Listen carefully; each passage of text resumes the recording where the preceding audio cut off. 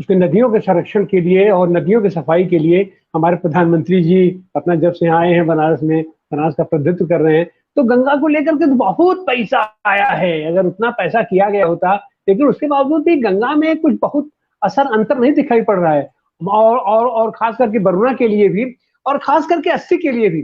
80 के लिए बार बार हम देखते हैं कि वो जो तमाम आदेश निकलते हैं कि जो इंक्रोचमेंट उसकी सबसे बड़ी समस्या है कि 80 नदी को पाट करके तमाम कॉलोनियां बन गई हैं, और बार बार कोर्ट का आदेश भी आया है कि उसको करके साफ कराई जाए 80 नदी को, और उसके अगल बगल ग्रीनफील्ड बनाया जाए। हम लोगों का आंदोलन, बड़ा लंबा आंदोलन चला, उसका ही यही शायद आज असर पड़ा है कि अपने प्रधानमंत्री जी की भी शायद उस पर दृष्टि गई है। लेकिन इस सब के बावजूद जिस तरीके से हमारे प्रधानमंत्री के नेतृत्व में ये सरकार काम करेगी, बुलडोजर लेकर के पहुंच जाती है और अपना जो जहां करना होता है अपना साफ कर देती है। अभी हम लोग उस पर चर्चा में आएंगे। एक बहुत बड़ा कांड हमारे बनारस में हुआ है सर्व सेवा संघ, लेकिन ये 80 नदी के इंक्रोचमेंट को लेकर के, जबकि ये हमारी प्राण नदी है, वो नदी का नद है, वो तो वो जी उसको नर कहा जाता है। वो 80 घाट पर उसका संगमन होता था, और उसके अस्तित्व के खत्म होने के कारण तमाम पर्यावरणीय संकट यहाँ पैदा हुआ है, और सरकार उसको खुद इंक्रोच कर रही है। 80 घाट पूरा का पूरा उसके संगम पर बना हुआ है। तो इसको लेकर के क्या प्रगति है, और आप इसको कैसे सोचते हैं कि देखिए, कैसे ये ठीक हो बहुत पाएगा? ही दुखद है डॉक्टर साहब, ये बहुत ही दुखद है कि आज 80 इस कंडीशन में है, इस स्थिति में है कि उसको नाला कहा जा रहा है, उसको 2 फीट की पाइप के बीच में से गुजारा गया है, उसको गटर के रूप में बनाया जा रहा था, जिसको कि हम लोगों ने एक बार रोका भी आप के नेतृत्व में, जब वो जेसीबी चला के उसके अंदर गटर डाल रहे थे, पाइप डाल रहे थे। तो ये कर्दमेश्वर महादेव कंदवा से निकल के और अस्सी संगमेश्वर महादेव 80 तक की 7-8 किलोमीटर की लंबी नदी है, जो कि एकदम जीवंत नदी है। उसका स्रोत अपना खुद का स्रोत है, और वाराणसी का नाम वरुणा और अस्सी 2 नदियों के बीच के क्षेत्र को वाराणसी बोलते हैं, जहाँ पे जिसको काशी क्षेत्र कहते हैं, जहाँ पे प्राण त्यागने पे मोक्ष मिलता है, वो इलाका है। उसको सरकारी रिकॉर्ड्स में पता नहीं कैसे कर दिया, जबकि उसको अगर हम लोग रेवेन्यू रिकॉर्ड जितना हम लोगों को मिल पाया था उस समय, उस आंदोलन के समय, तो कहीं पे कोई 16 मीटर 17 मीटर से कम नहीं थी नदी, जो कि आज 2 फीट 3 फीट की पाइप के बीच में से गुजारी जा रही है। तो सबसे बड़ा जो बात है, वो घोषणा भले हो रही हो, जब से ये सरकार बनी और जल शक्ति मंत्रालय बना और जहाज रानी सबका, तो सबसे इसको लगातार कि इसको टूरिज्म से जोड़ा जाएगा, इसमें वो चिकारा चलेगा और तमाम चीजें होंगी। वो सब चीजें तो छोड़िए, सिंपल सा जो साधारण सा जो उसका अतिक्रमण दूर करना था वो भी नहीं कर पाए ये लोग, क्योंकि जो 3-3.5-4 हजार मकान बने हुए हैं उस पे, बहुत सारी कॉलोनीज बनी हुई हैं, बहुत सारे अस्पताल हैं, कई सारे स्कूल्स हैं बड़े बड़े, वो प्रभावशाली लोगों के हैं और वो सत्ताधारी दल से जुड़े हुए लोगों के हैं। इसकी वजह से कि आप एनजीटी जो है, राष्ट्रीय हरित आयोग के आदेश के बावजूद भी आप केवल वहां पे आंकड़े भेज रहे हैं, हम सर्वे कर रहे हैं, हम ये कर रहे हैं, हम वो कर रहे हैं, लेकिन कभी अपनी विल पावर नहीं दिखाया सरकार ने। जो सरकार के पास इतनी बुलडोजर की ताकत है, जो एक गांधी संस्था जो एक संविधान के हिसाब से बनी थी, जिसके पास रजिस्ट्री, जिसकी आप चर्चा अभी कर रहे थे, जिसके पास रजिस्टर्ड डॉक्यूमेंट्स हैं आज भी, जिसकी रजिस्ट्री आज तक चैलेंज नहीं हुई किसी कोर्ट में, वो वैलिड रजिस्ट्री है, जो रेलवे को पेमेंट करके पैसा जमा करके में जमा करके लिया था, उस पे 30-40 परिवार आबाद थे, सारे चीजें काम हो रहा था, एक राष्ट्रीय स्तर की संगठन था वो, और जेपी विनोबा की कर्मस्थली थी वो।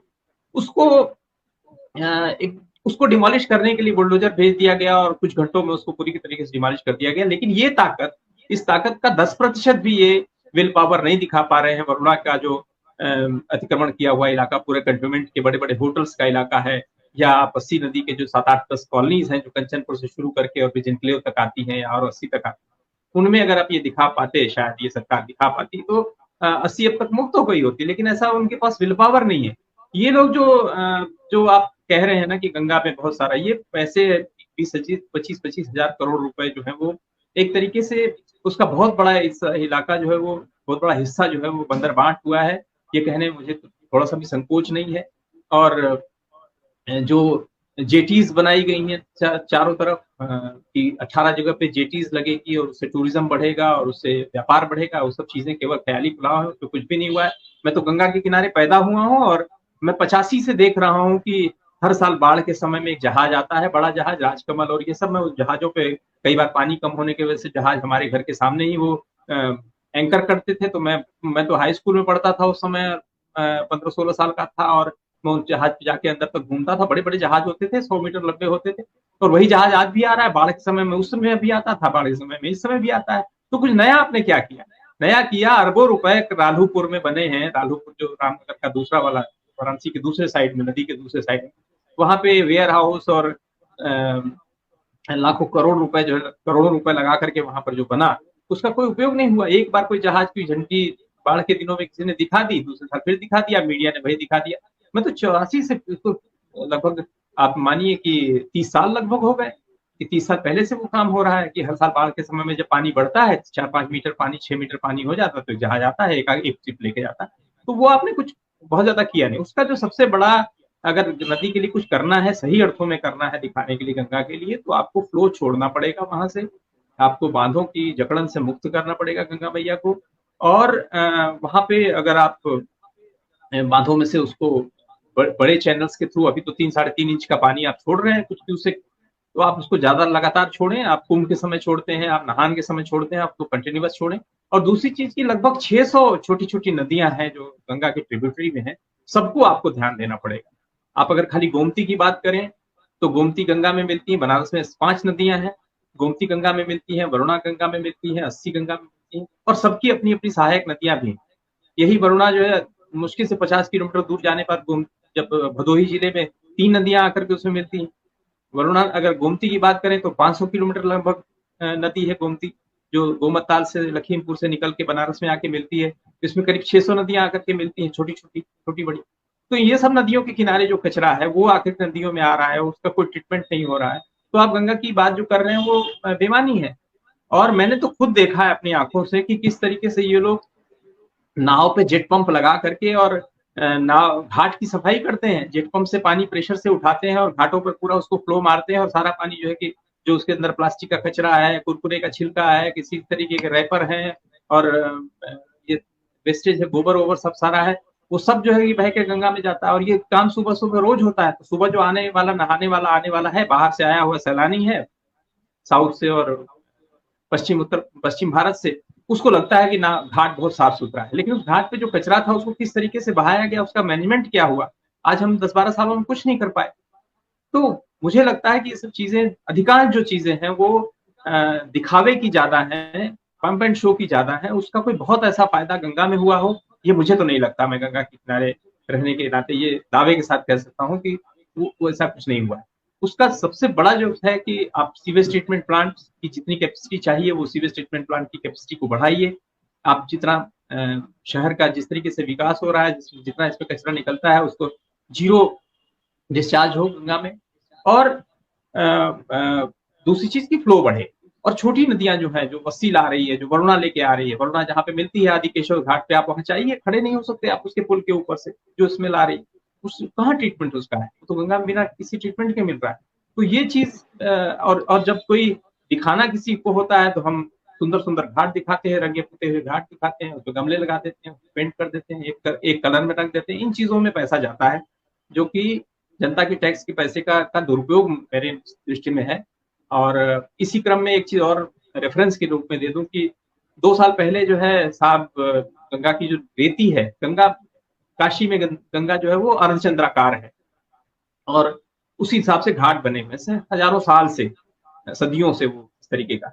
उसके अपोजिट डायरेक्शन में गंगा, हर नदी का अपना एक अपनी फिजियोलॉजी होती है, उस नदी के हिसाब से वो अपोजिट साइड को रेत डिपॉजिट करती है।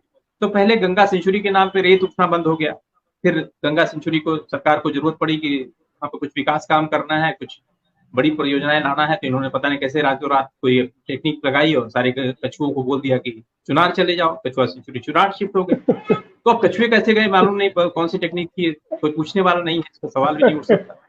लेकिन रेती पे इन्होंने नहर बनाई, जिस रेती पे कोई चीज हो नहीं सकता था, वहां पे इन्होंने गंगा नहर बनाने की बात की। और तमाम अधिकारियों से मिलने गए तो कोई विभाग जानने बताने को तैयार नहीं कि सब हो क्या रहा है वहां। और 3-4 महीने लगातार बड़ी बड़ी मशीनों से ड्रेजिंग करके और वो रेत हटा के उसमें पानी भर दिया। ये क्या होगा कि गंगा का कटाव रोकेंगे और वहां पे टूरिज्म होगा और जूही चौपाटी होगी, और करोड़ों रुपए जनता के टैक्स के पैसे वेस्ट हुए और बाढ़ आई और जो होना था वही हुआ। बाढ़ आई तो नदी के प्रवाह को किसने रोका है? वो बाढ़ में सारा रेत फिर बह गया, फिर से नदी फिर वैसे की वैसे गंगा नहर खत्म हो गई, पैसा पूरा बह गया। इस तरीके की योजनाएं लोग लाते हैं और उसको जोड़ेंगे कि गंगा के विकास के लिए कर रहे हैं। तो ये बहुत दुर्भाग्यपूर्ण है, इस पे सवाल उठने चाहिए और इस पे एनजीटी को और माननीय सुप्रीम कोर्ट, माननीय हाई कोर्ट को भी संज्ञान में लेना चाहिए। और एक और मैं बात यहाँ पे जोड़ना चाहूंगा कि एक मुकदमा है जिसमें फैसला हुआ था कौटिल्य सोसाइटी बनाम यूनियन ऑफ स्टेट, उसमें 200 मीटर तक गंगा की जो हाईएस्ट फ्लड लेवल है उसके 200 मीटर तक कोई कंस्ट्रक्शन आप नहीं कर सकते नया। और इवन उसका जो दबाव था वो ये था कि हमारे कुछ साथी नदियों के मतलब घाट पे रहने वाले साथी हैं जो कई पीढ़ियों से वहां रह रहे हैं, कई मतलब वहीं के निवासिंदे हैं, वो अपने घर में प्लास्टर की रिपेयरिंग नहीं कर पाते अपनी छतों की, उस कानून की वजह से नहीं कर पाते। और आज आप जो है बड़े बड़े डिमोलिशन करके बहुत बड़े बड़े आपने पूरा जो है कि कॉरिडोर बनाने में, या आप जो आपने सर्व सेवा संघ का जो डिमोलिशन किया, या वहां जो आप काशी का जो मॉडल स्टेशन बनाने जा रहे हैं वहां पे, वो सब सारा इलाका 200 मीटर के अंदर आता है। तो 200 मीटर के का वायलेशन आप खुद सरकार खुद कर रही है, सरकार के स्तर पे खुद हो रहा है। आम आदमी उसके प्रभाव में जो है कि अपने मकान का रिपेयर नहीं कर पा रहा है और सरकारें अपने मन की मनमानी प्रोजेक्ट चला रही है, जहां भी मन कर रहा है घाट पे कंस्ट्रक्शन कर लिया, जहां कंस्ट्रक्शन कर लिया वहां कर लिया। तो ये बहुत ही ठीक है बात नहीं है, और इसमें माननीय न्यायालयों को भी स्वतः संज्ञान लेना चाहिए। और ये एक तरीके से वायलेशन ऑफ कोर्ट है।